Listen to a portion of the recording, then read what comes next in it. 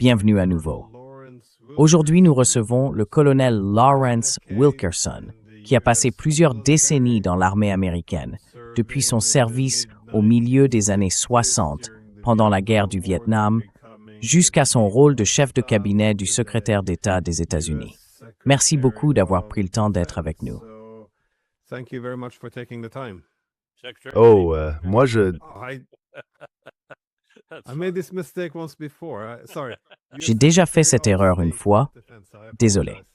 Secrétaire d'État américain, pas de la défense. Je m'excuse et merci pour la correction. Colin Powell, je devrais préciser. C'était bien sûr une période très troublée aussi aux États-Unis, avec l'invasion de l'Irak. Et je suppose qu'il y a pas mal de parallèles avec notre époque actuelle. Alors, je voulais commencer par ce qui vient de se passer tout récemment. Le ministre iranien des Affaires étrangères s'est rendu en Russie et a rencontré le président Poutine. Et vous savez, leurs deux pays se voient comme menant une guerre existentielle dans laquelle les États-Unis sont, je dirais, un adversaire commun. Selon vous, quelle est la portée de cette rencontre?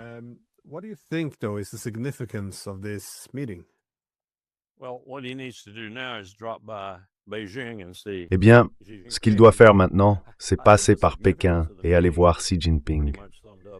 À mon avis, la portée de cette rencontre se résume assez bien dans les mots que Poutine a prononcés après leur entretien.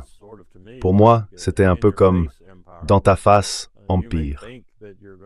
Vous pensez peut-être pouvoir pousser cette affaire jusqu'au bout, mais le pays contre lequel vous la menez a des alliés. Et l'un de ces alliés est plutôt redoutable. C'est moi. Si vous voulez discuter, je suis prêt à parler, mais vous n'irez pas bien loin avec cette guerre-là. Alors, pourquoi la mener? C'est un peu comme ça que je l'ai compris. Mais ce qui m'impressionne vraiment, et j'en parlais encore hier avec quelqu'un d'assez sceptique, c'est qu'il y a selon moi 3 vrais diplomates dans le monde. Wang Yi, Sergei Lavrov et Abbas Araghchi. Eux, ils prouvent vraiment leur valeur. Et il m'a répondu ça comme contre-argument. Eh bien, il fait simplement ce que dit le corps des gardiens de la révolution islamique, parce que ce sont eux qui contrôlent tout, ce sont eux qui ont le pouvoir. Il n'y a personne d'autre dans la République islamique d'Iran qui soit vraiment aux commandes, à part le CGRI. Donc il fait exactement ce qu'ils veulent. J'ai dit « bingo, bingo ». Voilà ce que fait un vrai bon diplomate. Il exécute les instructions de sa direction. Et il le fait avec finesse. Il le fait avec, oserais-je dire, diplomatie. Il le fait avec un savoir-faire exemplaire. Il ne dévie pas, ce n'est pas un Witkoff, ce n'est pas un Kushner, pas quelqu'un venu pour gagner des milliards grâce à des contrats qu'il pourrait influencer en marge des négociations. Il est là pour le gouvernement tel qu'il est, et il exécute ses ordres, et il le fait bien.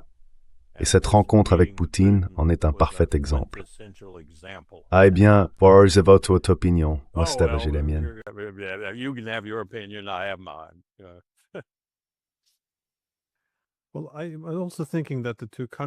Eh bien, je pense aussi que les deux pays ont d'autres points communs.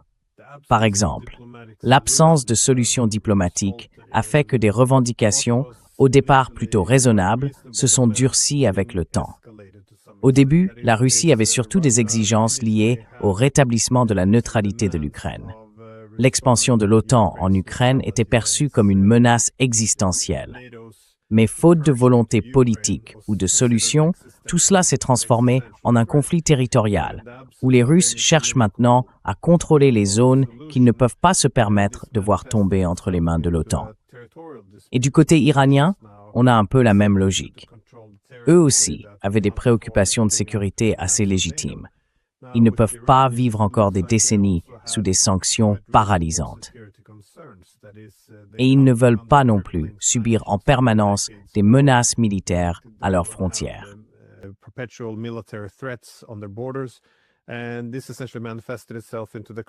Et tout ça s'est concrétisé en quelque sorte dans la crise d'Ormuz. Parce que contrôler ce détroit, ça leur permet non seulement d'imposer des réparations et de faire pression sur les pays pour qu'ils cessent de menacer l'Iran, par exemple en n'hébergeant plus de bases américaines, mais aussi, disons, d'avoir un levier politique. Maintenant, s'il y avait de vraies négociations, certaines de ces questions pourraient être réglées. Mais du point de vue des Russes, ils ont vu 7 années de sabotage des accords de Minsk puis d'Istanbul. Les Iraniens, eux, ont connu 2 cycles de négociations qui se sont terminés par des attaques surprises. Et aujourd'hui, ces nouvelles discussions ne leur paraissent pas sérieuses non plus. Alors, comment voyez-vous la suite?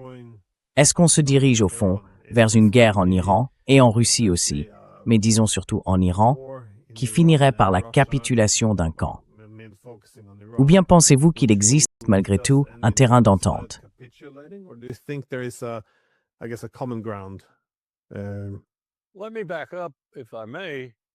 Permettez-moi de revenir un instant, si vous voulez bien, à mon idée de départ. Je ne me souviens plus si j'en ai longuement parlé avec vous ou avec d'autres, mais laissez-moi la reprendre un peu ici.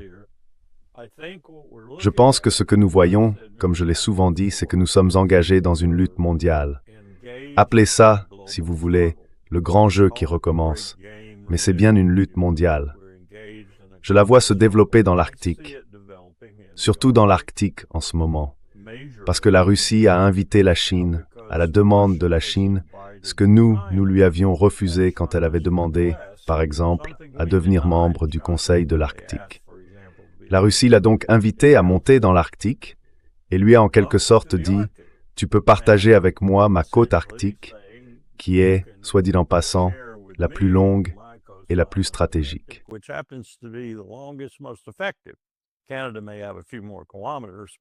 Le Canada a peut-être quelques kilomètres de plus, mais la Russie, elle, possède la côte la plus stratégique sur ce qui va devenir une nouvelle route pour le commerce et d'autres activités.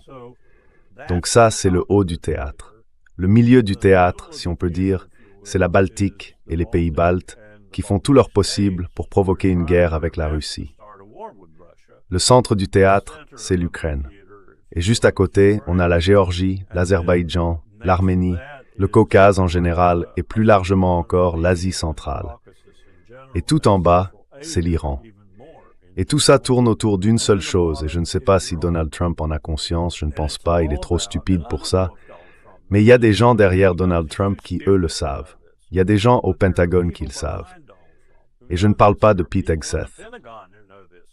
Nous menons un conflit mondial avec la Chine par procuration.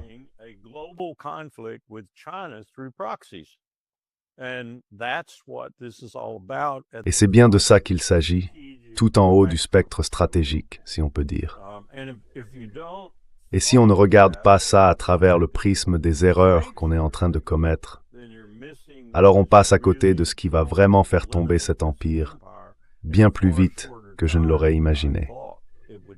Et quand je dis faire tomber, je ne veux pas dire que 340 millions de personnes vont disparaître, mais que le pouvoir de l'Empire s'affaiblit à toute vitesse.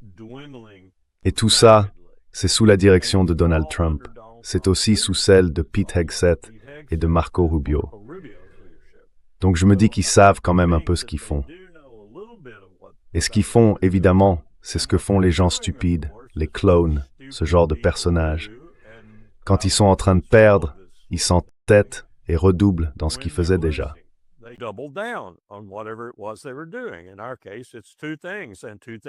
Dans notre cas, il n'y a que 2 choses, et seulement 2, les sanctions et la puissance militaire.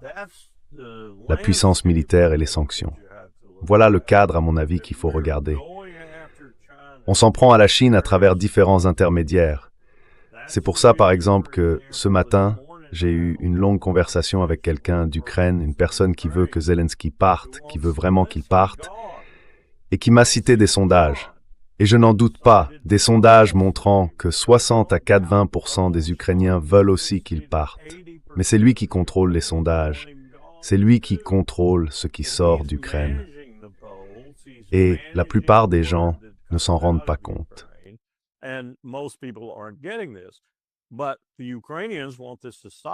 Mais les Ukrainiens veulent que tout ça s'arrête. Ils veulent que ce soit fini. Et je lui dis, je suis désolé, mais ça ne le sera pas, parce que vous êtes un pion dans une lutte mondiale bien plus vaste. Et l'Iran n'en est que le dernier chapitre. Je pense que d'autres dirigeants comme Poutine et Xi Jinping en particulier, mais aussi Modi en Inde, qui, vous le savez peut-être, accueillera la prochaine conférence des BRICS en Inde le mois prochain, si j'ai bien compris. Et je suis tombé sur une information vraiment intéressante. Ils viennent de développer l'Agni, A-G-N-I, je crois que c'est le 5, un missile de 30 000 kilomètres. Oui, vous m'avez bien entendu.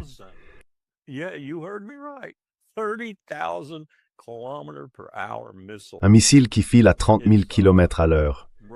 Il peut être transporté par la route, érigé sur place et tiré directement depuis la route. Il a une portée de 8 000 kilomètres et peut aller jusqu'à environ 11 000 si on l'étend. C'est un missile incroyable qu'aucun dôme d'or ne pourrait même rêver d'arrêter. Et bien sûr, il est équipé d'ogives nucléaires. Alors oui, les BRICS émergent comme une alternative, mais très lentement. Peut-être que tout ça va accélérer le mouvement. Mais cette alternative se met en place, pays par pays, indépendamment des alliances, avec la Russie et la Chine qui contestent tout cela. On parle donc de 60%, voire plus, du monde qui remet tout en question. Et dans ce contexte, s'ajoute le conflit iranien, qui a lui aussi, à un niveau plus bas, sa propre dimension géopolitique. Il y a ses propres exigences. Et ça veut dire, par exemple, qu'on pourrait être en récession d'ici juin. On pourrait même être en dépression, une dépression mondiale, d'ici septembre, si on continue avec ces bêtises. Alors la grande question pour moi, c'est combien de temps encore les idiots qui nous dirigent, Rubio, Hegseth et Trump, vont-ils continuer à faire ça sous l'influence de ceux qui tirent les ficelles? Et si ces gens-là derrière le rideau commencent à les secouer un peu, parce qu'ils comprennent que ça va droit à la catastrophe, à moins qu'ils ne soient tous prêts à sauter du navire, à moins qu'ils ne soient tous prêts à filer ailleurs, pour ainsi dire. Et j'ai pas la réponse à cette question. Mais je vois ce qui se passe et je me dis, à chaque instant où je regarde ça, mon Dieu, c'est une catastrophe.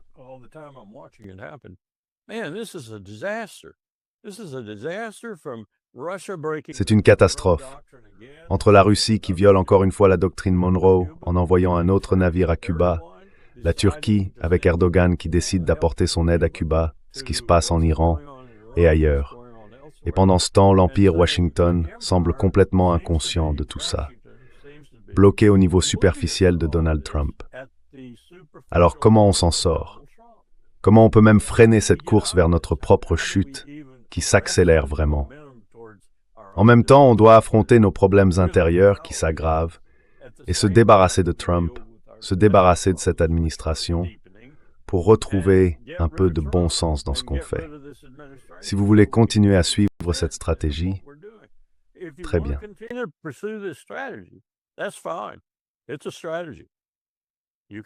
C'est une stratégie. On peut le faire, mais il faut être plus malin. Il faut être plus malin, parce que l'autre camp n'est pas idiot, et l'autre camp est en train de gagner, y compris en Asie du Sud-Ouest. Revenons à des taux élevés.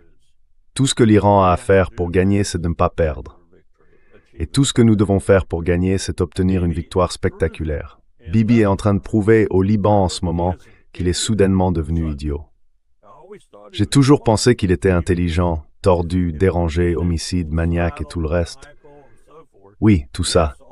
Génocidaire, tout ça. Un Hitler, oui, tout ça. Mais je pensais qu'il était assez intelligent pour comprendre qu'il ne fallait pas s'attaquer à quelque chose qui risquait de le détruire presque sous ses yeux. Il fait ça au Liban. Il fait ça au Liban. Et bien sûr, on l'aide et on l'encourage. Je ne sais pas exactement dans quelle mesure, mais je pense qu'on y contribue. Des munitions, des choses comme ça.